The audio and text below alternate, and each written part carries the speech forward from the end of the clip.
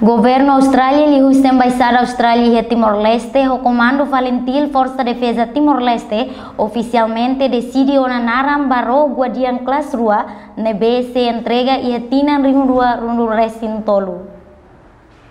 Quinta-feira, Loroncia, fulan dezembro, tinang rihun rua ronlure sing ida, iha quartel naval Heradili, governo Timor-Leste no Austrália oficialmente decide narang navegação República Timor-Leste, NRTL, aitana no laline. Baro guardian kelas rua, nebe seto Timor-Leste, ia tinang rihun rua ronlure sin tolu. Atualmente, governo Austrália halohela construção baro guardian kelas rua.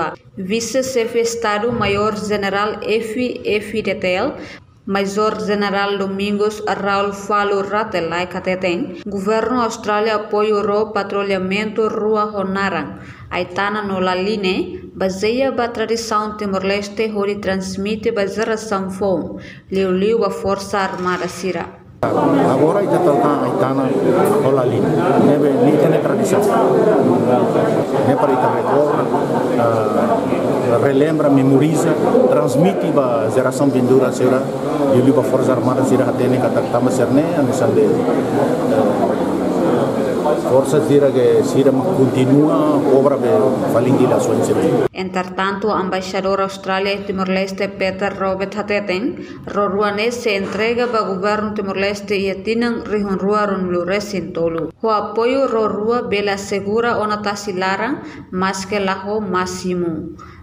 Atau suporta Roruane, ne infraestrutura apropriada para Roruane, no Roruane, ne beleba tasimane, beleba fakincelo, e a capacidade de ne raw phone.